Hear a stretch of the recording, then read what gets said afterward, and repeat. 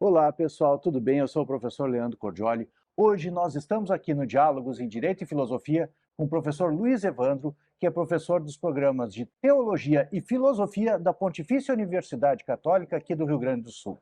Sem mais demoras, eu vou passar a palavra para o Conrado, que vai apresentar o professor e o tema que nós vamos trabalhar nesse debate de hoje. Conrado.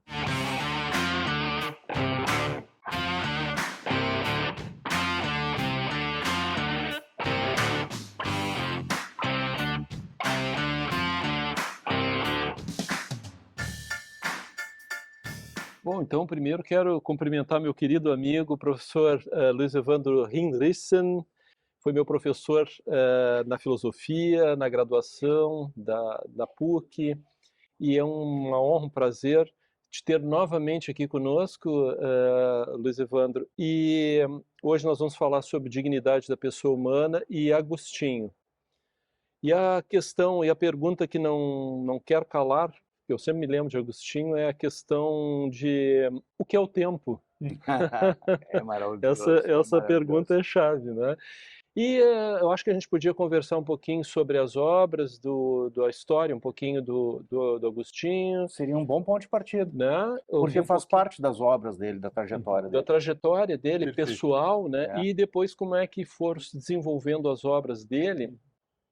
Aí um pouquinho o que nós vinculamos assim a respeito da dignidade da pessoa humana que está dentro da obra do Uhum. Agostinho e trazendo também o Agostinho, o reflexo dele hoje, especialmente na hermenêutica filosófica, na hermenêutica heideggeriana e gadameriana, Luiz. Então a palavra está contigo. Gostaria de agradecer o convite. É uma honra estar novamente com o Cordioli. Nós que agradecemos, professor. Obrigado. Com meu amigo, querido amigo Conrado. Bom, Agostinho é um homem que viveu um período de transição. Quando falamos em Idade Média, é um período muito longo, arbitrariamente designado, né? E nesse aspecto, Agostinho não viveu nesse período. Ele é um representante da romanidade tardia. Viveu no final da romanidade, justamente quando o Império Romano enfrenta sua crise no confronto ou contato com os bárbaros. Agostinho nasceu em Tagaste, né, e teve sua formação em Madaura, depois em Cartago, atravessa o oceano. Há um fato pitoresco, né, porque Mônica desejava que ele permanecesse em Cartago. Ele pede à mãe para rezar. Enquanto a mãe permanece rezando, ele vai a Cartago. Lá ele quer esclarecer dúvidas, né, com o bispo Maniqueu, em Roma. Não consegue, de alguma forma, respostas adequadas. E também, né, os alunos não lhe pagam os proventos como retor. Ele era professor de retórica. Aqui estou ao lado de dois juristas, né, e o retor é um jurista, é um advogado.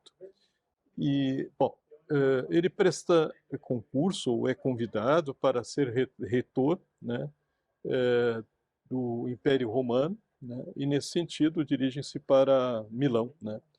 E lá em Milão, obviamente, decepcionado com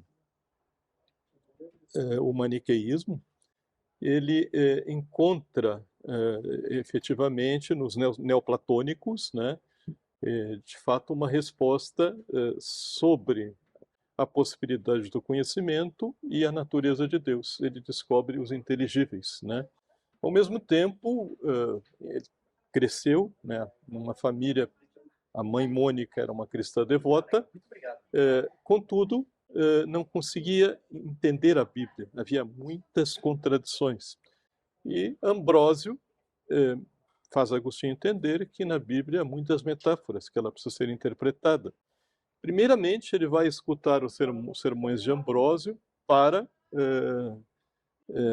entender como ex-governador, ao mesmo tempo uma pessoa tão importante, um grande retor que fazia oposição ao imperador, etc. O imperador tendia o arianismo, né? Discursava tão bem. Mas gradativamente ele vai se dando conta de que, interpretada a Bíblia, e notadamente o Novo Testamento, os Evangelhos, tem uma razão de ser. E o que acontece? Há um momento específico, né, no qual ele escuta, toma e lê e decide converter-se ao cristianismo. Se batiza, se não me engano, aos 32 anos. Hoje, junto à bela Basílica de Milão, né, encontra-se, a partir das escavações que se fizeram, né, digamos, a proto-basílica, certo? E provavelmente o lugar onde Agostinho foi batizado por Ambrósio. É que teve, professor, nessa trajetória dele, duas coisas que marcaram ele, inclusive eu acho que foi um impulso para a obra Confissões, que é um clássico já assim consagrado, né, da literatura e da filosofia, essa vida desvairada, né, que ele teve, inclusive com concubina, e ele teve um filho, o Adeodato, né? Sim. Mas eu diria, não uma vida desvairada, uma vida que um jovem da sua época teria. Agostinho gostava de ficar no bar, conversando sobre filosofia, sobretudo, etc. Né? Também falam de São Francisco que teve uma vida desregrada e depois se converteu. Uma vida de um jovem, né? E ademais, quando ele encontra a concubina, ele, de fato, acalma-se, né? O que acontecia à época de Agostinho? Pessoas de ordens diferentes não poderiam contrair matrimônio, mas ele vive em situação conjugal estável e dessa situação nasce Adeodato, né? Essa concubina não é nomeada em As Confissões para não ser reconhecida. Lá aparece em muitas traduções, né, e no latim também, a expressão amásia, não nomeada. Então. E por que Mas que isso é um problema de tradução? Um problema de tradução? Não, é uma forma de traduzir do latim o modo como Agostinho, né, registrou, para não identificá-la. Entendo. E Agostinho, o que que acontece? Como ele não poderia contrair matrimônio por ser de uma ordem diferente com uma concubina, né, havia o contuberno, que eram relações entre, Pessoas de entre classe um livre e um servo. Havia o concubinato, né, que no caso era alguém de uma ordem superior com uma pessoa de uma ordem inferior, que é o caso de Agostinho.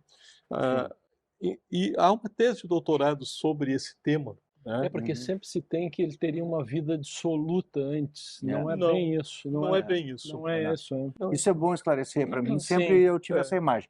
E a outra coisa que eu li dele também, De Magistro, que é um diálogo com o Adeodato, Exatamente. e a gente vê que ele tem uma afetividade, que ele está ensinando o filho dele, porque eu acho que o Adeodato faleceu precocemente, Perfeitamente. né? Então ele tem uma afetividade de fato com esse filho, não é um pai que abandonou. Não, ao contrário.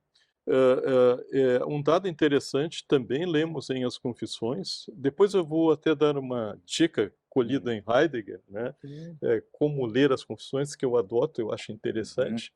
Agostinho, como não pôde contrair matrimônio com a sua concubina, concubina é a pessoa com a qual é compartilhado o leito, concubinato, né? Sim. Tá? Acho que é concubus, não recordo agora. Bom, então arranjam para Agostinho um casamento, mas a jovem não está em idade de casar. E Agostinho precisava, né, satisfazer suas necessidades sexuais. E aí ele vai ter com uma pessoa, né, podemos usar a expressão, num prostíbulo, né? E ele se arrepende amargamente e escreve: superior a mim foi aquela que, separando-se de mim, foi para a África e prometeu e nunca mais teve relações com nenhuma outra pessoa. E a partir daquele momento ele decide adotar uma vida celibatária. Certo? Porque, obviamente, né, até há um debate intenso sobre isso, as relações sexuais, elas causam prazer. Se o prazer gera fidelidade, Agostinho acaba entendendo que isso é algo bom. E o prazer no matrimônio, obviamente, permite a perpetuação, né, da espécie humana, certo? Então, nesse sentido, Agostinho foi muito humano, demasiadamente humano. E nas Confissões, sobretudo no livro 10, ele pergunta: não sei quem sou, meu Deus, ajuda-me nesta pesquisa. E ele diz: isso faço com toda a sinceridade, certo? E, óbvio, né, ele diz: procurei-te em tantas coisas, até na beleza da criação, e não encontrei-te. Ó beleza tão antiga, né, e tão nova, etc. Mas encontrei-te em mim.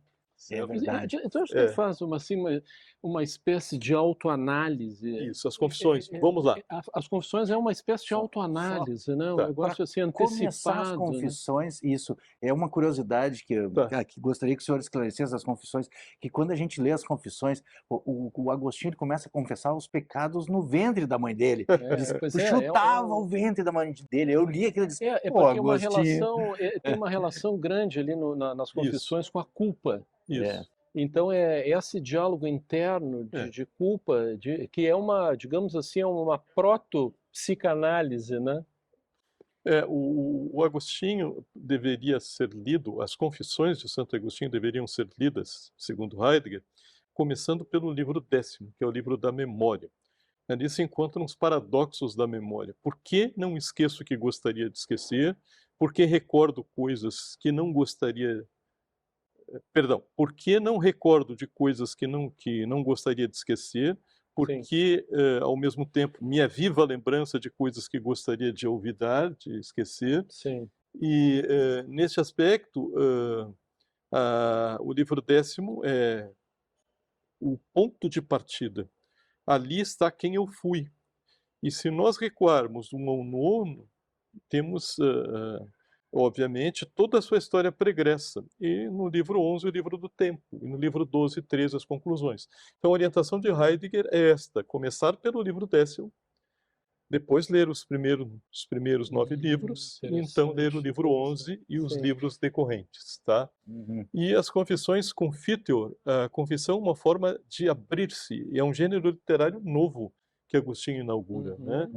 Ele desnuda-se a si mesmo. É um turbilhão, né? De interno, de autoanálise. O diálogo é dele com Deus, eu dele acho. Com Deus. Dele com Deus. Ele O está confessando. Dele é Deus. E no latim. Não, e o que chama atenção é que ele é um homem do fim da antiguidade, do início da Idade Média, né? Eu diria, ele influenciará a Idade Média, mas ainda continua sendo um romano. É interessante. A Hannah Arendt, eu acho que, de uma forma, como eu vou dizer, jocosa, diz: o único filósofo que os romanos jamais tiveram. Não concordo, né? Porque temos Cícero, tem outros, Epiteto, etc., Sêneca, né? Isso que o senhor falou também marca a filosofia dele, eu acho que até em relação à questão da dignidade, né? Porque é um choque entre o cristianismo, o humanismo cristão, e ao mesmo tempo os latinos, né? Porque ele está nessa passagem. Só uma pergunta que eu também queria fazer para ti, Luiz. Porque assim, aonde é que praticamente no aspecto da obra dele, que realmente ele expressa essa influência platônica dele? Sim, nos primeiros textos, isso que eu gostaria de dizer. Nós temos os textos de Cassicíaco. Agostinho já escreve como cristão, mas um pensador que tem acesso à realidade através de conceitos platônicos. Então, os textos de Cassicíaco, solilóquios, também é um gênero interessante, é Agostinho conversando com a razão.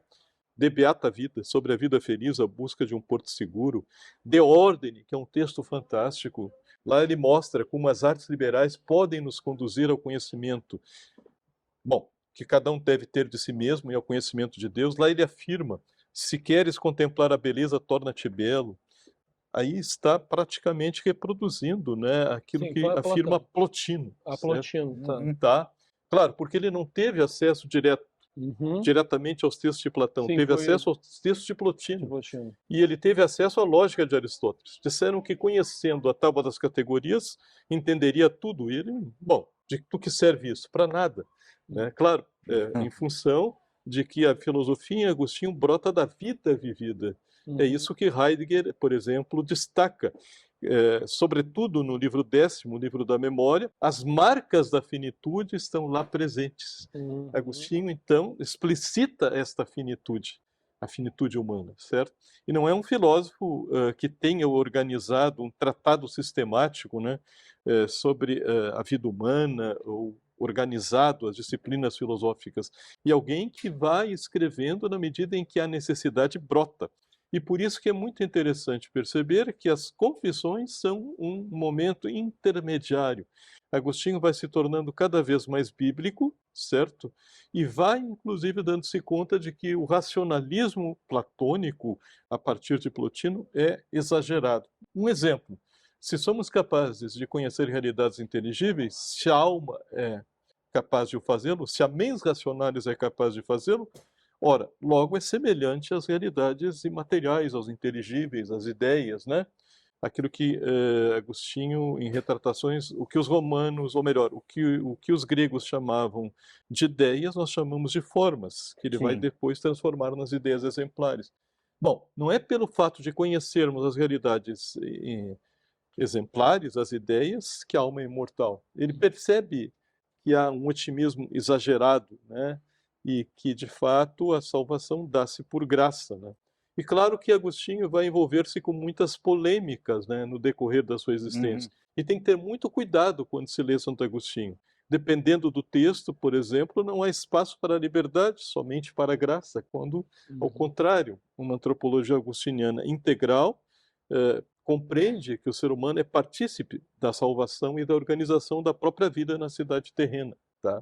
Depois, eu acho que compete uma pequena análise da compreensão de paz que Agostinho tem, das relações entre igreja institucional, a igreja, de fato, celeste, Jerusalém celeste, né? E a vida na Civitas, na cidade terrena. É que esse desenvolvimento da obra dele é interessante isso. Eu estou pensando um pouco também sobre a perspectiva assim da leitura do Heidegger, que o Heidegger faz dele, desse desenvolvimento ligado à própria vida dele, a vivência. Ele vai se desenvolvendo e vai amadurecendo junto, trabalhando internamente essas questões e vai colocando e, claro, vai se dirigindo mais para essa finalidade, digamos assim, mais para um aspecto mais religioso mesmo, digamos assim, mais profundo, né?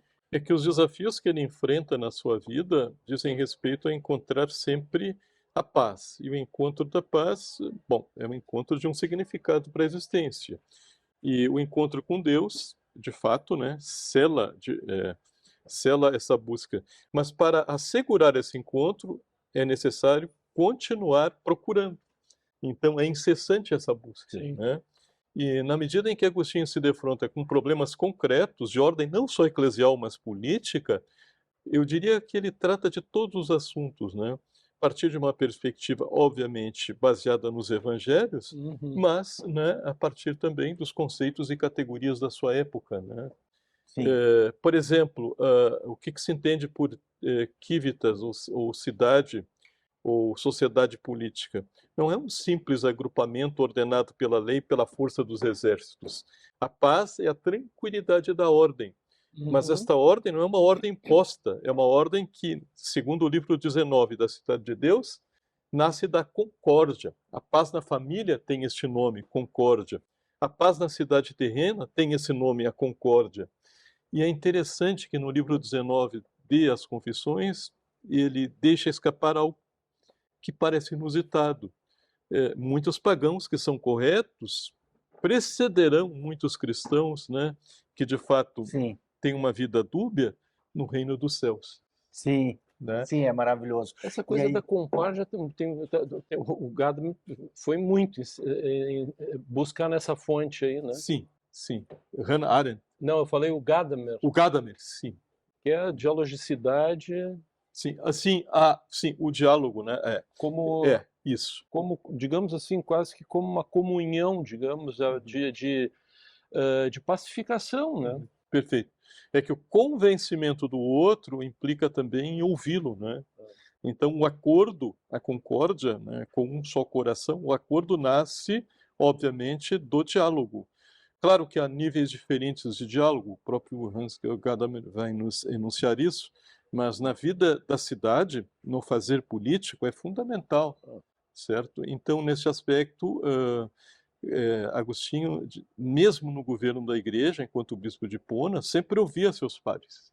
Né? E nessa direção, Agostinho conviveu numa cidade que era dividida entre pagãos e cristãos, cristãos e pagãos, e se defrontou também com uma novidade, que era a conversão de pagãos para o cristianismo com o objeto de obterem vantagens, porque então o cristianismo se tornou a religião oficial do Império Romano. E ele mostra as contradições, né, de uma conversão por interesse, que é bastante diversa de uma conversão por convicção, né? E ele desnuda isso, e ele revela isso, né? E nesta direção, só para encerrar, Claro. a Igreja Peregrina, enquanto instituição, não é a Jerusalém Celeste, ela é uma mediadora que deve testemunhar a presença do ressuscitado. E a paz que o ressuscitado traz funda-se na justiça. E a justiça consiste no respeito a cada indivíduo. E aí encontramos no tema da paz, em vários textos, né, a possibilidade de fundamentar a dignidade humana. E nesta direção, deve o cristão colaborar com a cidade terrena para a consolidação da paz, que é fruto da concórdia e é cimentada, erguida a partir da justiça. Então, no respeito do próximo é que começa a se fundamentar a dignidade Sim. da pessoa humana. Sim. No caso ainda da dignidade humana, né? A dignidade humana, efetivamente, encontra-se no respeito integral ao sujeito, né? Homem, mulher. E Agostinho muito defendeu, né? Sobretudo as servas. Raman, que é um grande historiador, que fala sobre a África Latina na época de Agostinho, relata, né? Eu conversava anteriormente com o Conrado, quão muitas vezes, né, eram abusadas jovens, né, notadamente meninas, pelos senhores, e Agostinho denuncia tudo isso, né? E nesse sentido ele defende as pessoas, né? E obviamente a igreja ela tem que colaborar para a promoção da vida em todos os sentidos, em todas as dimensões. E Agostinho experimentou também decepções, porque políticos que eram cristãos ou não eram cristãos e que agiam segundo a busca da concórdia, né, ou pelo menos procuravam a justiça fundada no respeito à vida das pessoas, eu diria também a própria criação deveria ser respeitada. Agostinho tem um pensamento ecoteologal muito atual. Bom, essas pessoas foram perseguidas, né, e muitas mortas. Sim. As contradições que Agostinho viveu foram contradições muito sérias, né, na sua época, tanto intra-eclesialmente, o problema que ele tinha com os donatistas, o problema dentro da própria Igreja Católica. Os donatistas foram aqueles que não aceitaram que conversos pudessem ministrar sacramentos, enquanto que os católicos acreditavam que há remissão dos pecados e que essas pessoas poderiam ser reincorporadas à igreja, né? Então, na África havia uma divisão entre, por exemplo, os descendentes dos cartagineses, outros africanos que viviam no norte da África, entre católicos e donatistas, entre cristãos e pagãos, né? Então, Agostinho viveu num momento de muita tensão e sobre a possibilidade da invasão da África pelos vândalos, né? E consta que Agostinho desejava dialogar com os vândalos e os generais romanos não aceitaram. E toda a cultura latina foi varrida 6 anos após a morte de Agostinho do norte da África, né? Claro que não, obviamente que ainda existe a igreja etíope, existe a igreja copta no Egito, etc. Mas numa dimensão bem mais reduzida. Uma dimensão bem mais né? reduzida. Um tema que é fundamental para o nosso assunto aqui de dignidade da pessoa humana em Agostinho, eu acho que começa a brotar no De Livre Arbítrio, né? Sim. Que é o diálogo dele com Evódio. E que foi uma obra assim que me mostrou o quão Confissões é uma obra filosófica, mas é um diálogo dele assim sincero para com Deus, né? Mas o De Livre Arbítrio foi uma obra que me mostrou como ele é um filósofo de primeira categoria. Porque já no começo, em que pese ele também transita entre esse âmbito religioso, eu acho que a dignidade também se funda, no caso dele, na tese do homem foi criado à imagem e semelhança de Deus. Então, dentre as criaturas, ela tem um espaço especial, né?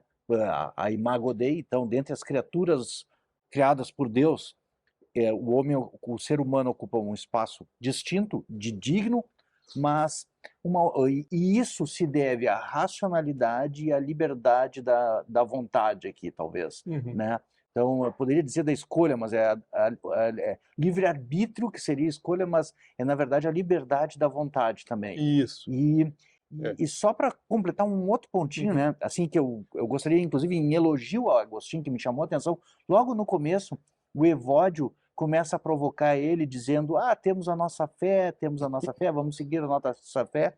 E ali ele me prova que ele escreve que nem Platão em forma de diálogo, que ele é um filósofo que é de primeira categoria, mesmo sendo um filósofo católico, mesmo sendo um homem da religião, quando ele escreve aquela obra, porque ele diz: Evódio, nós temos que nos preocupar com a razão, não sejamos preguiçosos. Nós vamos usar o máximo possível o nosso poder racional para conhecer as verdades a respeito das coisas, porque se conhecermos as verdades, a nossa fé nada mais vai fazer do que corroborar aquilo que encontramos no final do nosso processo. Então ele não pensa assim: olha, foi dado por Deus, Deus revelou, é isso. Não, ele põe a razão a serviço do conhecimento, também com todo esforço racional. Não é um esforço de fé, mas é um esforço racional nessa obra que ele faz, né? E como é que o senhor coloca isso, essa trajetória do livre-arbítrio, né? Como é que nasce essa questão da liberdade, da escolher o bem, escolher o mal, como o homem se situa e como essa condição particular do ser humano coloca o ser humano numa ordenação especial diante do cosmos. O que eu sei é que ele não via o mal como uma entidade. O mal era a ausência do bem, né? É a privação do bem. Era a privação do bem, assim como a escuridão é a privação da luz.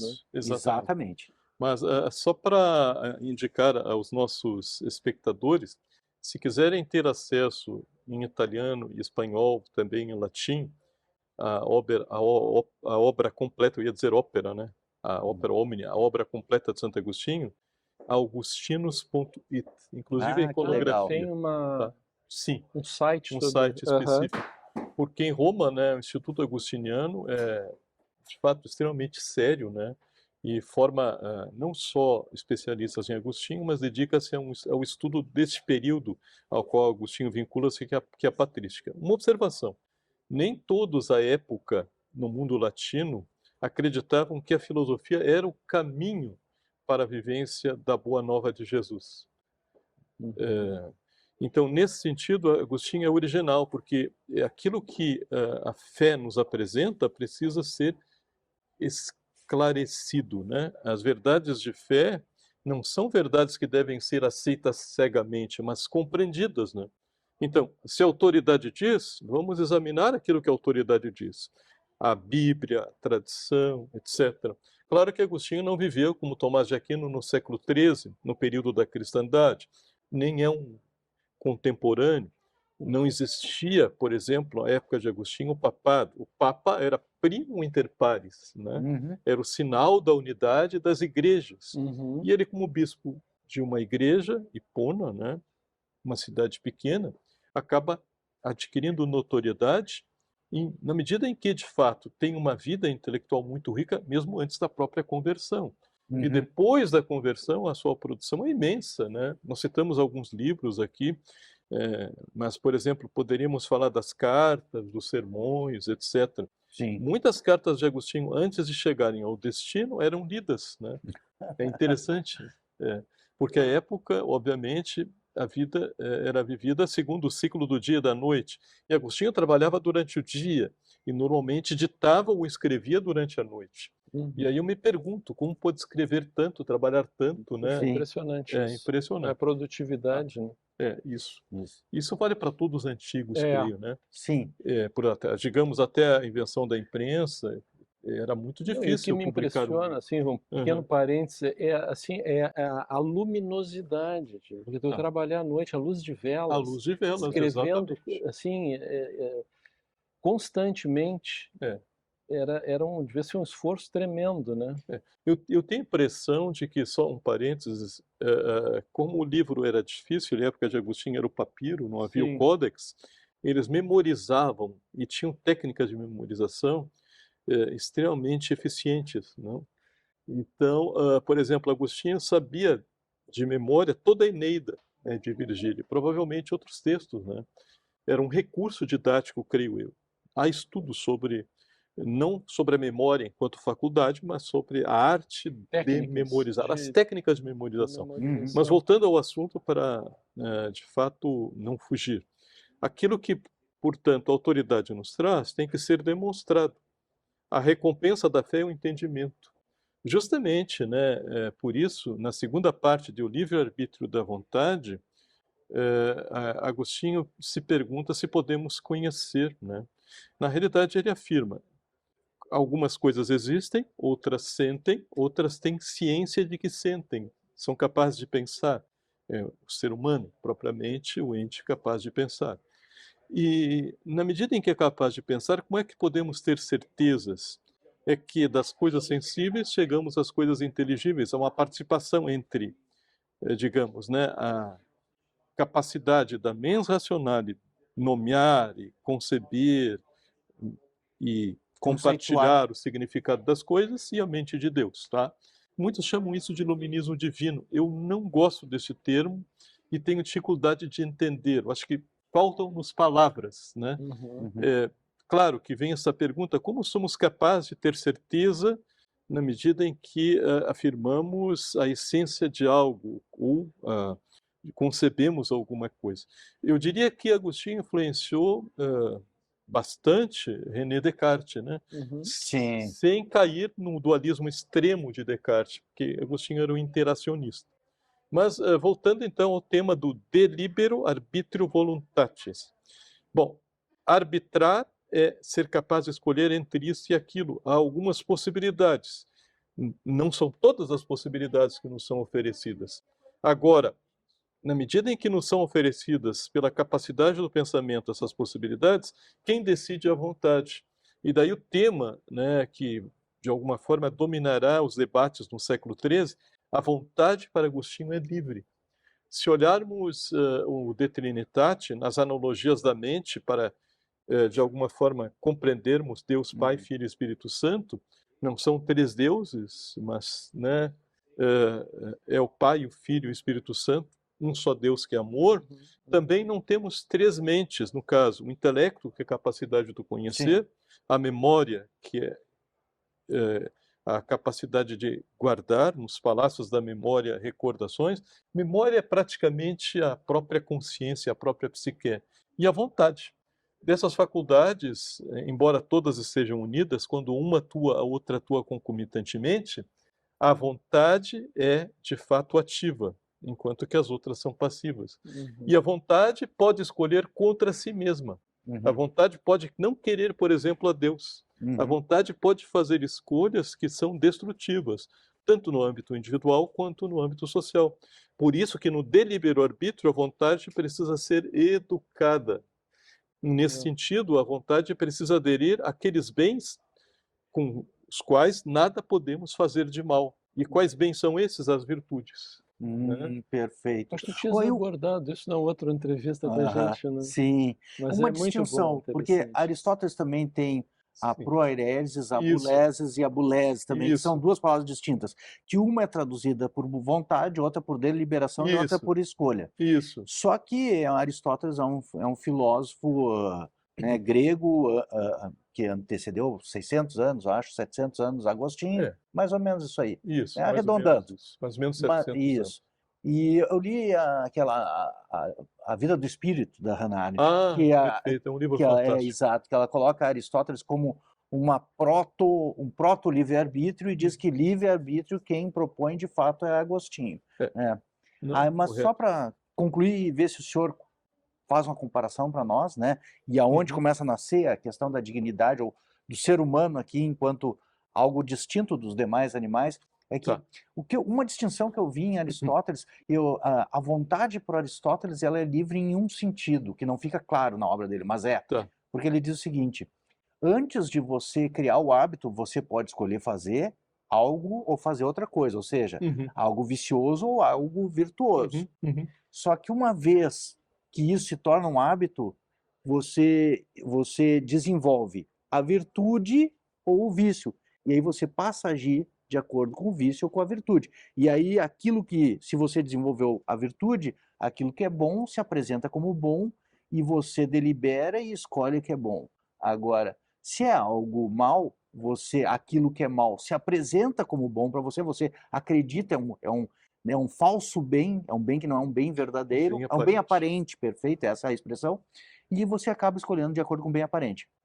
Uma dimensão que aparece com o cristianismo em virtude, exatamente por Jesus Cristo, que é a questão do arrependimento, né? Que isso não estava em Aristóteles, porque uma vez formada a tua vontade, ela te vincula as tuas escolhas para o bem ou para o mal.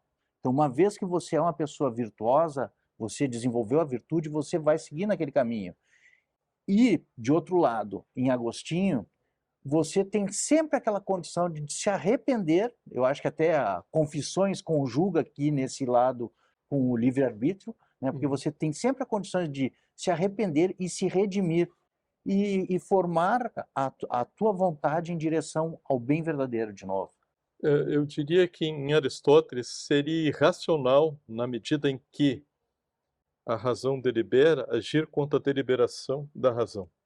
Em Agostinho é plausível que possamos agir contra aquilo que a mens racional, a mens racionalis delibera. Perfeito, perfeito, tá? perfeito. Então, nesse sentido, em Epiteto já há prenúncio, segundo Hannah Arendt, disso. E, então, para Agostinho, efetivamente, a vontade adquire um papel nunca antes visto na própria história da filosofia, certo? Sim. Na medida em que, como já foi dito anteriormente, a vontade pode escolher contra si mesma, certo? E esse é o grande paradoxo, acho eu, da existência humana. Lembrando que o ser humano é portador de dignidade, mas para Agostinho toda a criação também é portadora de dignidade. Uhum. Para entendermos um pouco melhor a posição e a situação do ser humano no contexto da criação, teríamos que ler os comentários sobre o Gênesis. E talvez, na dimensão teológica, os comentários que Santo Agostinho faz às cartas de São João sobre o amor. Uhum. No fundo, o que encontramos em Agostinho nas Confissões, propriamente, não é apenas uma declaração de faltas, mas uma, digamos, narração da sua própria existência em busca de algo que eu considero extremamente positivo: reconciliação. Talvez a palavra que nos ajude a caminhar e a entender Agostinho, sua vida, tanto quanto possível, a partir dos seus escritos, seja essa busca de reconciliação. Reconciliar-me comigo, com o outro, com a criação, com Deus. Sim, Tudo sim. está interligado. Né? É incrível, né? Eu acho que nesta direção a psicologia nutre em Agostinho elementos fundamentais, né? Há autores que dizem o próprio psicanalista, né? O próprio psicanalista. Ele começa a psicanálise com ele mesmo, né? Exatamente. Isso que é o mais interessante. É por isso que dali ele não é à toa que Gadamer e Heidegger foram buscar muito da filosofia deles em Agostinho. É porque Agostinho é parte da vida vivida. É a vida vivida, exato. É todo esse, por isso que eu falei, esse desenvolvimento da vida dele na verdade, não deixa de ser uma autoanálise, né? E é interessante porque assim, ó, é importante não tirar ele de dentro também de uma situação de petição de princípio, de tu buscar o que tu já vai achar. Então tu não tem viagem nenhuma, né? Porque isso quem diz fundamentalmente é o Derrida, né? Que viagem é essa que tu sai e tu já sabe onde tu vai chegar? Então não tem viagem nenhuma. A viagem é a experienciação da vida, exatamente, né? E a partir do que ela te agrega e te acrescenta sobre o que tu aprende com ela. Se tu já sabe, se tu sai de um porto, já sabe qual é o outro porto, não tem viagem nenhuma. Isso definiu um trabalho acadêmico, né? Porque o trabalho acadêmico, a gente entra com um projeto, com uma ideia. Perfeito. Quem fez mestrado, doutorado, sabe disso. Que no final é completamente diferente. Como é que tu sempre diz? São os bons trabalhos acadêmicos, são assim, né? Porque aqueles que já chegam prontos não, aí tu não teve viagem nenhuma, né? Não evoluiu. Tu não evolui, né? Porque exatamente, é muito bem colocado, Leandro. Porque, na verdade, assim, na medida que tu vai lendo e tu vai confrontando aquilo que tu leste antes e vai fazendo o confronto e contigo mesmo, né? Porque tu estás ali, né? Essa é a diferença. A academia acho que é uma das grandes, digamos, aquisições intelectuais e espirituais que eu vejo é esse trajeto, né? É verdade. E Agostinho acreditava, eu acho que até o final da vida, a importância de cultivarmos as artes liberais, né? Então temos as artes práticas, né? A gramática, a retórica, a lógica ou dialética, as artes gratuitas, né, que seriam a aritmética, a geometria, a música e a astronomia, mas ele consegue ligar linguagem com música. No De Música, aqui tem algo interessante, né, que é um texto também do período de Cassicíaco, não do período de Confissões ou pós-Confissões. Agostinho pergunta o que é a música. É a arte de ordenar, né, digamos, as ações no tempo. E aí vem a noção de ritmo. Ele traduz ritmos por números, né, no De Ordine. Mas, voltando ao De Música, qual é o critério último da beleza? É a unidade. E a unidade é a trindade. Logo, de fato, o critério último de avaliação da beleza é indefinível. A beleza é relacional, como a vida é relacional. Interessante E isso. por isso que muitas Espetacular. vezes, partindo do De Música, mas lendo toda a obra de Agostinho, nós vamos encontrar aparentes contradições, porque ele defronta-se com temas e assuntos diversos na medida em que vai envelhecendo e novos desafios vão se apresentando. Né? Interessantíssimo.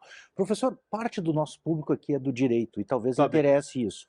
Então, no livre-arbítrio, ele formula, que virou uma fórmula clássica, inclusive hoje ainda o debate entre positivismo e naturalismo Uhum. parte também, muitas vezes, dessa fórmula, que ele falando com Evódio a respeito da lei, e aí ele fala que existe uma lei eterna Isso. e existe uma lei temporal, a qual deve se adequar à lei eterna. Que a lei temporal é a lei do Estado e a lei eterna é a ordenação divina, né? E a partir daí ele se coloca que a lei temporal deve estar de acordo com a lei eterna. E ele formula, é uma fórmula clássica citada por Tomás de Aquino depois, Isso. posteriormente, mas Isso. também por Finis, até Hart, que é um positivista, Uhum. debate essa forma que é uma lei injusta não é lei. Eu digo porque ele não associa o conceito de dignidade da pessoa humana como um conceito jurídico para nós, mas no fundo a raiz da proteção da pessoa humana se encontra nessa conexão, a raiz da proteção jurídica da pessoa humana se encontra nessa conexão da ordem terrena com uma ordem celeste, assim, uma ordem temporal Sim. com uma ordem eterna. Acho que sim, olha. Não, mas isso dentro da visão do justnaturalismo, né? Sim. Na visão do próprio Agostinho, ele coloca... do Agostinho, tá? Do Agostinho. Não, sim.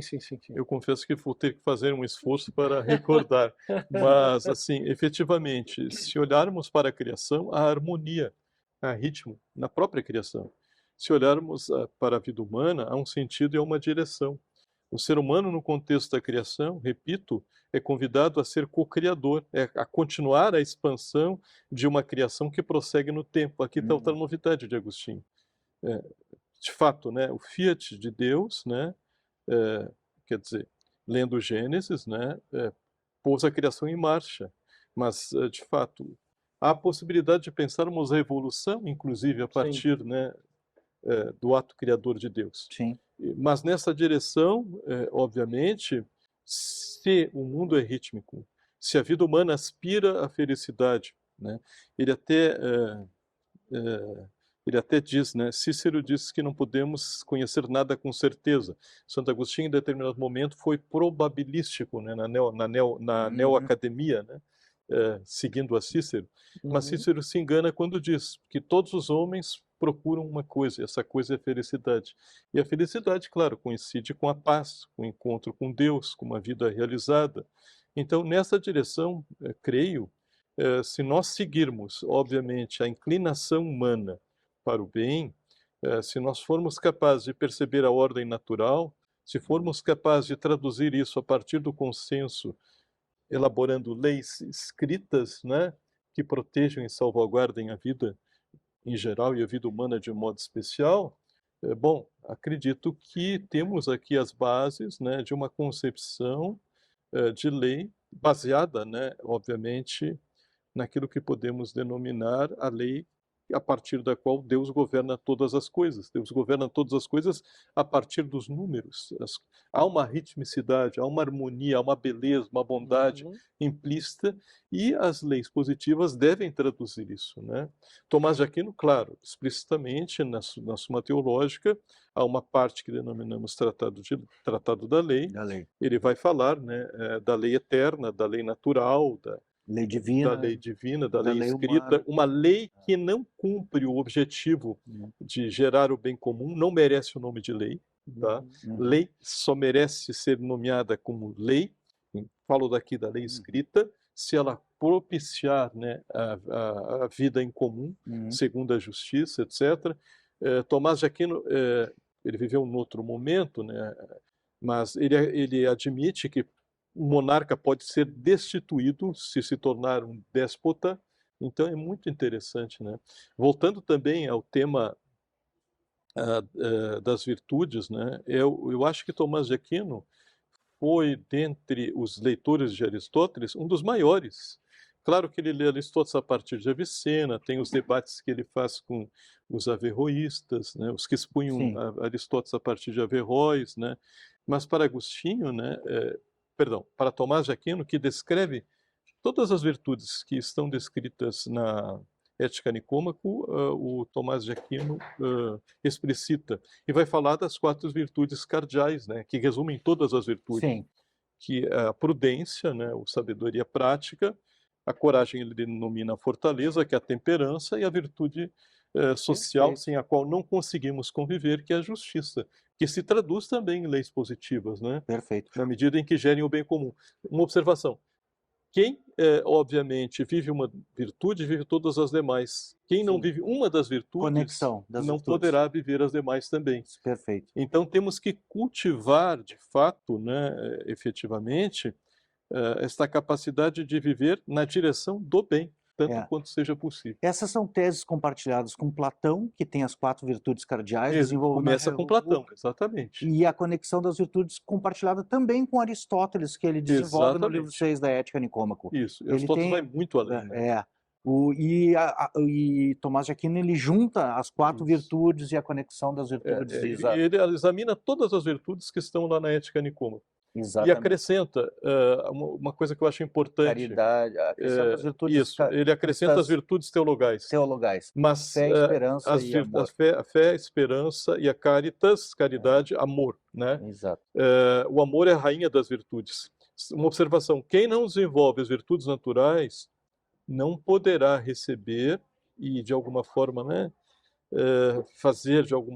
vitalizar as virtudes recebidas como dom. As virtudes infusas não serão atualizadas. Eu achei interessante essa questão, porque eu estava me lembrando exatamente essa questão, vê que já está lá em Agostinho essa questão da lei injusta, que tu mencionaste, o professor Luiz Evandro coloca.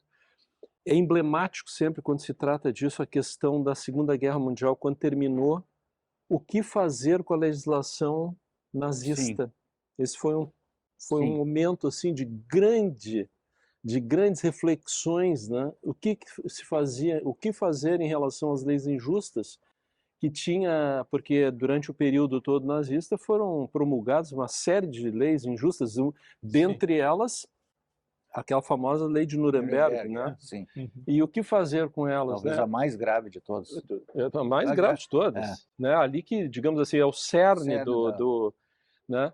E aí ficou o que fazer, né? Então aí a solução, né, que um jurista famoso, Gustav Radbruch, que trouxe então exatamente a questão da validade entre essas grandes injustiças. Aí entra o que um aspecto de proporção, né? Também, né, de validade a partir da proporção correlacionada. Então, aquelas em que a lei traz uma enorme desigualdade, né, ela acaba perdendo a validade. E eu me lembrei um pouco dessa questão, porque nós discutimos com o professor. Nós discutimos isso, né? Com quem que nós conversamos? Eu não me lembro o nome do professor, mas nós falamos isso, norte, né? Isso aí.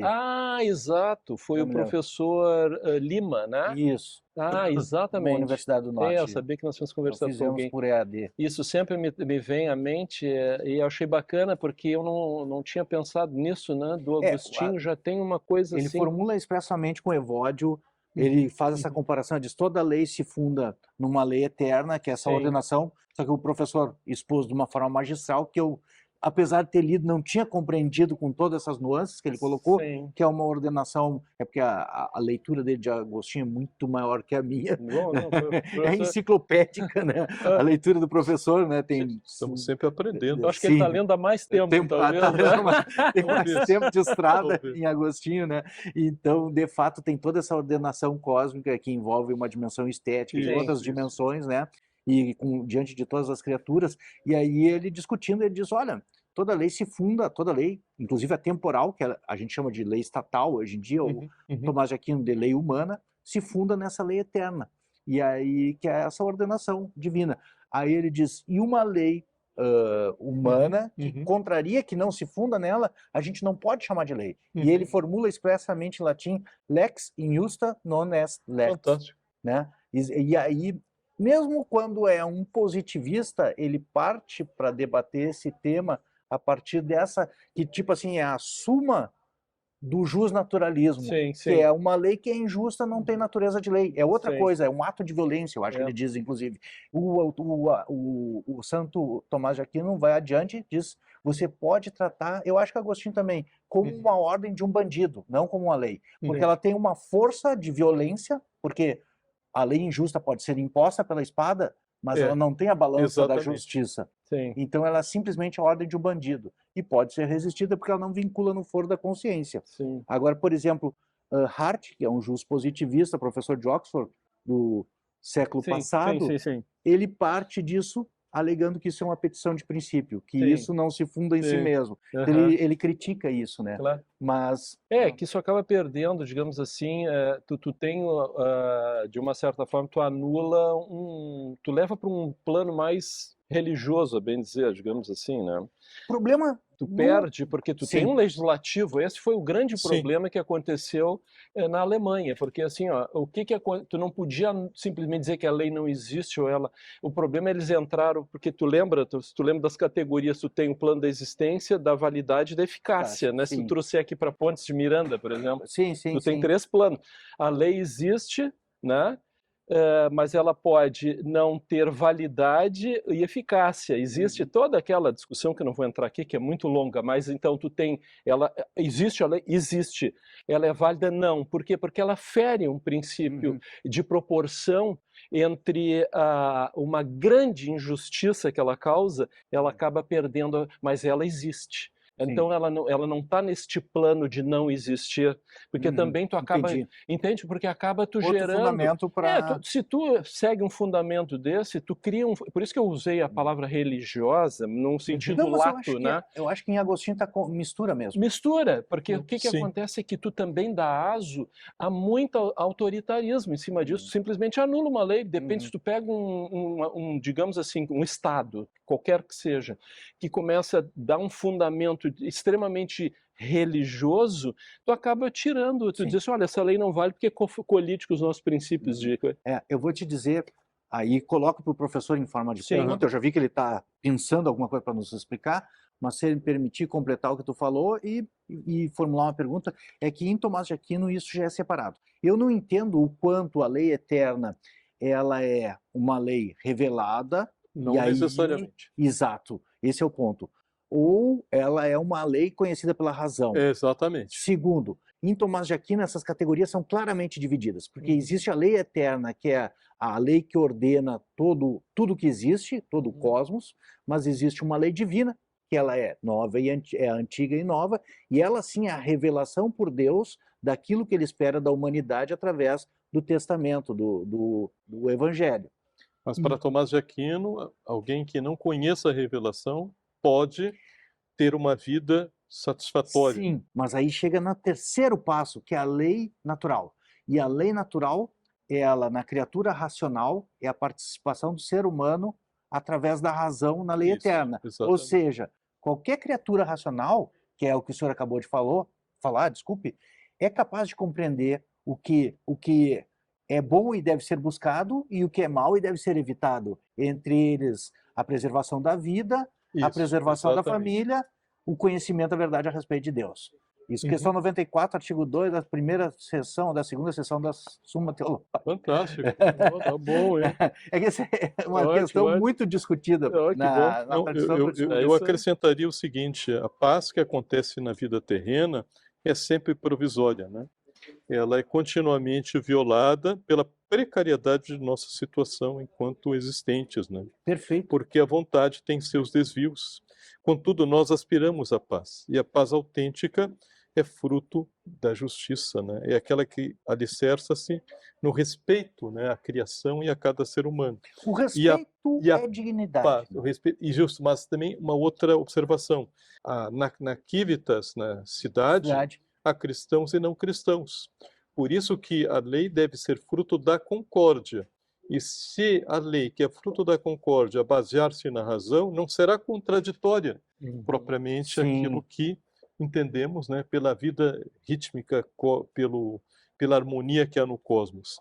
Aqui, lendo a definição de Agostinho de paz, pax omnium rerum tranquillitas ordines. A paz de todas as coisas, né, a tranquilidade da ordem. Mas por ordem, não entendamos uma imposição de um tirano. Sim. A paz na cidade é a ordenada concórdia entre governantes e governados. A ordenada concórdia é o elo profundo que deve unir governantes e governados, permitindo que as relações entre autoridades e súditos se estabeleçam. A cidade não deve ser desconsiderada. Entretanto, essa paz não pode ser definida como a simples ausência de tumultos ou pelo silêncio originado pelo medo imposto pelo tirano. A paz da concórdia nasce das convicções profundas que unem governantes e súditos, os congregando e encaminhando a realização do bem na cidade terrena. A paz da concórdia, enquanto autêntica paz, baseia-se na boa vontade existente entre os homens e deve ser incansavelmente perseguida. Perfeito, professor. Eu acho que o senhor fundou. Se a gente pudesse. Santo Agostinho não usa tanto essa expressão. Tem a impressão de ter lido alguma vez na obra dele a expressão dignidade, que se associa a dignatário também, né? Então tem a impressão de ter lido. Agora, ele não usa comumente essa expressão. Normalmente aparece aqui no livro 19 das Confissões um alerta. Quem procura dignidades, ou seja, quem procura cargos, serviços, no caso o episcopado, procura o serviço, né? Sim. Então é interessante como Agostinho tem uma compreensão aqui no campo da perspectiva eclesial da igreja como comunhão e serviço. Sim. Né? Então, o episcopo é aquele que serve, junto com os presbíteros, com os diáconos, na comunidade cristã, todos têm igual importância. Né?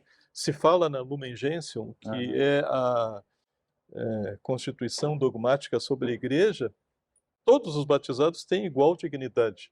E indo além, prosseguindo no Concílio Vaticano II, eu sei que esse não é o tema, todos têm acesso à salvação, né? Sim. Porque a salvação opera para além dos muros da própria instituição eclesial. Perfeito. E outra coisa que o senhor colocou que é genial também, que na verdade aqui é uma outra forma de encarar a dignidade como o dignatário, como aquele que deve prestar o serviço. Exatamente. Então, Exatamente. a gente sempre vê sobre o aspecto do beneficiário do respeito, Isso. mas é aquele que deve prestar. O dignatário, ele é digno por prestar o serviço. Isso está explicitamente escrito no livro 19 da Cidade de Deus. Assim, a época de Agostinho, quais eram as instâncias? A instância religiosa, o bispo poderia, por exemplo, ser árbitro. Ele poderia atuar como juiz. Se as partes não concordassem, uma das partes não concordasse, então procurava um juiz civil. Então, na aplicação da lei, obviamente, né, visa-se o bem. E é claro que aqui há proporcionalidade, análise, por exemplo, daquilo que está em jogo, qual falta está sendo, de alguma forma, julgada. Então, Agostinho foi também, não apenas um advogado, né, no sentido contemporâneo da palavra, mas atuou como juiz na sua diocese. Essa questão até da proporcionalidade, na verdade, ela tem um fundamento que está exatamente na doutrina cristã, né? Tem muitos fundamentos disso. Eu me recordo até que de no interior ter julgado uma causa com base na cláusula rebus sextantibus. Uhum. Era na época do plano do Collor, e que foi congelado, né? Foi congelada a poupança e congelado, eu acho que não, eu não me recordo bem se era questão da correção monetária, faz tantos anos já. Eu acho que congelaram a poupança. A poupança, Tem né? impressão. Todos os investimentos financeiros, né? e Que aí, tinha tinha como é que era o overnight. mas teve um congelamento da correção, não teve um período? Onde é que tem isso aí? Isso eu não Não, saberia o dizer. que houve foi foi o Sarney que tinha a tabela da Tsunami, que aí tinha os fiscais do Tá, Sarney. do Sarney. Bom, mas E depois teve a equiparação da URV com. Aí veio o Plano Real. com o Plano Real. Mas O antes dólar. disso eu acho E no o caso? Collor, foi no Collor. Não, e o caso era o seguinte, a pessoa tinha comprado uma casa e no passado entrou o plano e aquelas parcelas perderam completamente a significação, o valor econômico. Sim. Então o camarada que comprou, ele tinha um lucro absurdo, Sim. praticamente ele ganhou a casa, e aí entrou para mim esse processo e não tinha legislação nenhuma para resolver isso. Sim, que o princípio era pacta sunt servanda, ou seja, Esse era o os princípio. contratos devem ser cumpridos. Devem ser cumpridos. E aí, então, o que eu fiz, né? Eu fui atrás. Depois, claro, já tinha, assim, embrionariamente, isso ficou mais forte. Depois, a teoria da imprevisão. Aí se criou uma teoria maior do direito, mas não tinha na época. Eu peguei, faz tempo que eu estou nesse negócio, e eu usei a cláusula rebus sextantibus para resolver exatamente essa grande desproporção, né? Para trazer um equilíbrio jurídico e econômico para as partes, né, para estabelecer um valor. A coisa tinha perdido o valor. Enriquecimento sem causa. E tu sabe que isso aí é curioso, porque isso aí é a equidade do Aristóteles, eu não tinha me dado Sim, conta. sim, É a sim. equidade, exatamente a equidade do Aristóteles, que havia uma situação normal para a qual o contrato devia regular e houve uma exceção que quebrou a igualdade. E por outro lado, o Kant responde esse negócio da equidade também, só que ele diz, nessa situação, e o exemplo dele específico é em razão de inflação e o salário. Se você contrata alguém e vai pagar um salário, e aí vem algo, uma inflação muito grande e o salário perde valor, o Kant diz, o juiz deve manter o salário no valor que está, porque ele não tem onde se apegar para fixar. Meu Deus, ele é contrário. Não, esse é um negócio o Kant complicado. sempre é rígido. Positivista total, rígido, assim, né? É. Mas realmente achei interessante, não, ver como os princípios, por isso são princípios, né? Claro. São princípios, isso, né? De justiça, né? Porque as coisas vêm de tempos imemoriais, né? Na verdade já estava, né? Aí vem um negócio interessante, né? Ver como isso entra na dignidade, né? Sim. Como já está na ideia de uma coisa justa. O ser humano já vem com isso, né? Sim. E, professor, ainda que Agostinho use pouco a expressão dignidade, mas a gente vê que ele já tem esse conceito que a gente poderia, se não a palavra dignidade, ele usa algumas vezes, mas raras vezes, mas a noção de respeito, ela vem associada à justiça, a uma ordenação, então, concórdia, né? Se o senhor pudesse fazer uma conexão de novo para nós, porque realmente, se a gente for falar em dignidade, tem que ter esmiuçado essas relações, e porque em Agostinho é daí que nasce toda... Sim, na própria criação, a harmonia implica a presença do Criador. E o ser humano, como antes mencionei, é convidado a ser co-criador, continuar a obra da criação. A vida na cidade terrena, ela compreende pessoas com diversas origens, formações, e elas precisam aprender a conviver entre si. E o que o cristianismo traz de novidade é o fato de que todos somos iguais, né? Isso é universal, né? Isso é universal. Na medida em que, obviamente, né, todos somos filhos de Deus. Né? A dignidade humana, ela está presente no fato de que fomos criados para Deus. E fomos criados para Deus para amarmos, para nos realizarmos como indivíduos, né? Para que possamos alcançar a felicidade. Claro, somos dotados da capacidade de pensar e, derradeiramente, da capacidade de escolher. Isso implica numa responsabilidade maior e, sobretudo, aqueles que desempenham tarefas, né, de comando são pessoas que devem, de algum modo, propiciar, né, que o bem comum aconteça na cidade. Sim. Mesmo a igreja, enquanto instituição, aquilo que ele chama de Jerusalém terrestre, deve colaborar com a Civitas, com a cidade terrena, para que, né, a justiça prospere. E a justiça tem a ver com o fato de que as pessoas sejam respeitadas, que elas tenham sua, vamos usar a palavra, né, vida não violada, que tenham acesso aos bens necessários para existir, né, que cessem, né, de fato as violências. As violências não ocorrem apenas pela ausência de guerras, como foi dito antes, né? Uhum. Podem ocorrer pela opressão que Sim, senhores sim. exercem sobre seus servos, Sim. né? Isso não é legítimo. Ou que o pater familia exerce, o pai de família exerce sobre, né, sua esposa e seus filhos. Ao contrário, é sempre através do diálogo e do convencimento que nós encontraremos, digamos, as melhores condições de vivermos na família e na cidade, na república. O senhor não só definiu a dignidade, como eu acho que é das primeiras pessoas que a gente conversa aqui que definiu o conteúdo do que seja dignidade nessa forma de respeito, tipo, analiticamente quais aspectos devem ser respeitados para que haja de fato o respeito da dignidade da pessoa humana, professor. Sim. Eu achei muito interessante isso. E um outro ponto que eu queria colocar em relação à dignidade humana. Como é que entra Sim. o Estado aqui, né, a Civitas, ele Uhum. tem um papel fundamental, que nem o senhor Sim, colocou, sim. porque a autoridade do governante é exercido também, eu acho, em nome de Deus, em Agostinho, né? Como é que fica essa situação? E tem esse papel de conduzir para o bem comum, para a concórdia. Na medida em que se observa, né, obviamente, que a vida humana tem uma finalidade, que no próprio cosmos a harmonia, de que o bem comum é o objetivo da vida em sociedade, da vida na Civitas, na Civitas, né, o governante, seja ele cristão ou não, deve, obviamente, através das suas ações, promover a vida, né, da criação e dos seres humanos, né? Lembrando que em Agostinho há, de fato, toda uma ecoteologia presente, né? No sentido de que ele encontra beleza na criação, contemplando o mar, contemplando os seres criados, respeitando os animais, as dádivas, né, que a natureza nos dá. Até também no livro 19 da Cidade de Deus, cito em função, né, do artigo que eu escrevi sobre o conceito de paz, a tranquilidade da ordem, aqueles que exageram, por exemplo, né, e destroem a criação, bom, haverá um custo para os seres humanos, né? Seja na vida presente ou na vida dos seus descendentes. Então é preciso cuidar da criação e, obviamente, cuidar dos outros seres humanos, né? Aqui eu estou introduzindo uma palavra que não é de Agostinho, que é minha.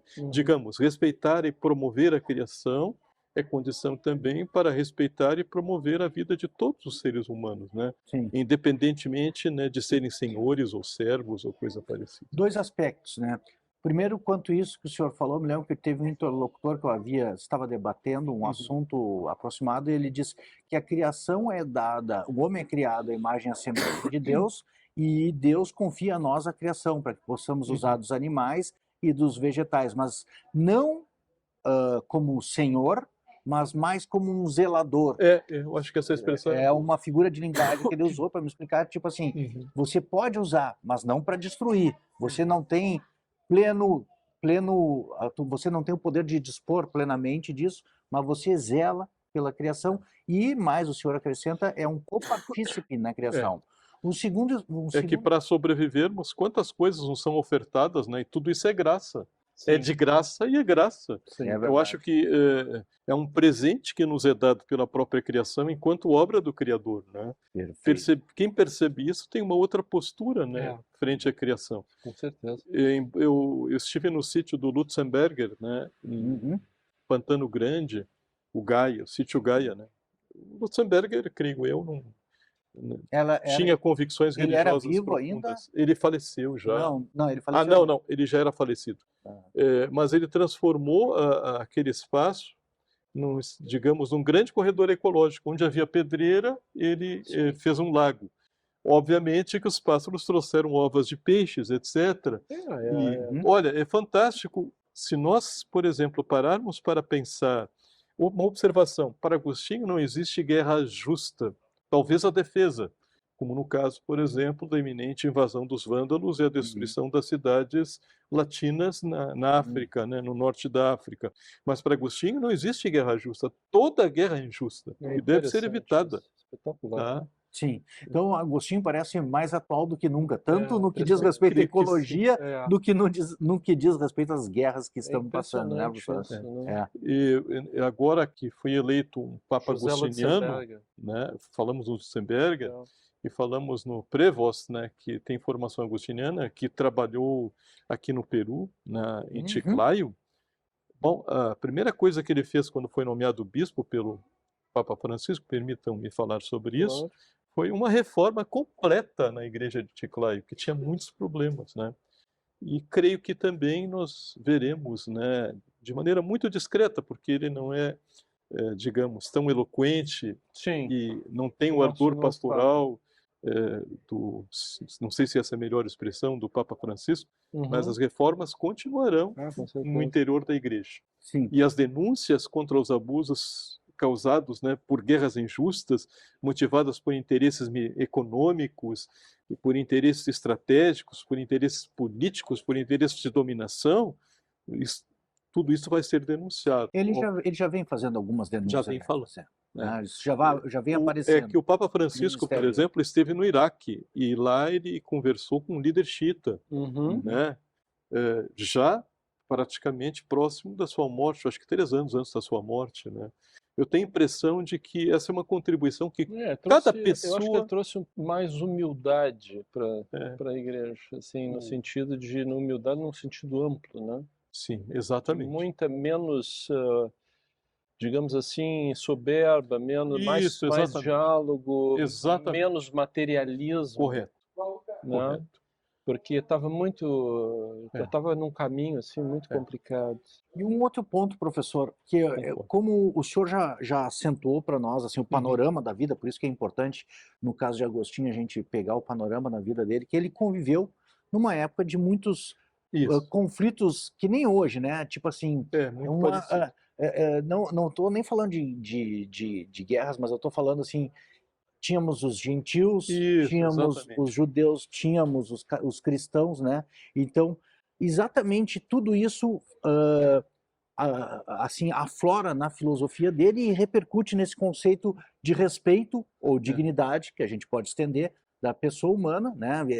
Aqui nós estamos usando um termo já muito mais trabalhado, né? Claro. Dignidade, pessoa já talvez, Sim. humana já é um conceito muito mais atual, mas digamos assim, no que repercutiu nesse conceito mais atual, mas certamente respeito pelo outro e de dignidade, né? A gente pode dizer, né? O respeito nesse sentido de o outro ser um ser detentor também de respeito, mas o ponto que eu queria colocar, professor, é só que eu acho que diante dessa confluência de diversas culturas, o cristianismo, isso a gente já debateu aqui também, ele traz uma coisa distinta, que o senhor mencionou, mas eu gostaria de pontuar, que é a universalização desse respeito. Afinal de contas, agora não é mais um povo escolhido por Deus, que nem no caso dos judeus, que se consideravam um povo escolhido por Deus, mas agora todos, mesmo os gentios, que nem o senhor mostrou para nós, são dignos também. Todos. Então, inclusive, os servos, que a servidão era aceita na época dele, mas mesmo os servos eram seres dignos de respeito, eu poderia botar aqui, né? Seres respeitáveis, né? Nesse sentido. A servidão difere-se completamente daquilo que veremos com a escravidão no Brasil. que transcorreu na Idade Moderna pós-Renascimento. Que eu acho que é uma das piores chagas, né, que herdamos enquanto humanidade. Somos devedores, de fato, né, de revisitar esse período da história. E no Brasil, quantas marcas a escravidão deixou no sentido negativo, a promoção da vida humana, né? Mas Agostinho viveu num momento plural, num momento de transformações. Ele, obviamente, teve que conviver com o distinto, teve que debater com o distinto, né? Ainda que para ele a revelação cristã contivesse, né, uma resposta satisfatória e uma resposta, digamos, praticamente a melhor delas para o sentido da existência humana, havia pessoas que não eram cristãos, né? Sim. Então, e ademais também esta mudança, né? O império está terminando. Não é o mundo que em 410 acaba quando ocorre a queda de Roma. É um mundo que está terminando e um novo mundo que está começando. Ele não escreve a Cidade de Deus para justificar, né, exatamente essa transição. Ele escreve a Cidade de Deus, que é um grande elogio à filosofia, um grande elogio à razão, um grande elogio ao direito, um grande elogio, inclusive, à civilização romana, tá? Porque a civilização romana, obviamente, nos legou, quem sabe, sistematicamente, aqueles princípios básicos do direito que foram pensados pelos gregos, né? Eu recordo, Conrado, quando estudávamos o julgamento de Sócrates como juízo, Conrado disse, bom, mas todos os elementos processuais já estão aqui. Eu sempre cito quando retorno a Sócrates, né? Mas, digamos, a universalização da noção do respeito à criação e ao ser humano é uma novidade que o cristianismo traz. Especificamente em Santo Agostinho, ele fala em pessoas divinas, né? Porque, afinal de contas, ao Pai, ao Filho e ao Espírito Santo. Se não são três deuses, o que são? São pessoas. Se o ser humano é criado por Deus, né, e de alguma forma comporta a sua imagem e semelhança, ele é portador de dignidade. Assim, mais tarde, São Boaventura dirá que a imagem sempre permanecerá. Semelhança pode ser borrada pelas escolhas que nós fazemos, né? Isso tem. Isso, mas é possível, de alguma forma, recuperá-la, certo? E aí o tema da reconciliação sempre presente. E algo que talvez aproxime Agostinho de Gadamer, né? Seja o fato de que nós nunca teremos todas as respostas, somos eternos peregrinos, eternos buscantes, a paz sempre é provisória, ela precisa ser reproposta, precisamos nos reordenar como indivíduos interiormente, e o nosso comportamento também, e escutar o verbo que fala ao coração, o verbo cordis, né? Porque se nós pensarmos que efetivaremos uma sociedade na qual haja justiça entendida como respeito, né, à pessoa humana e à criação, utilizando já a noção de pessoa aplicando aos seres humanos, isso só acontecerá se houver uma dimensão também afetiva presente. Né? Sim.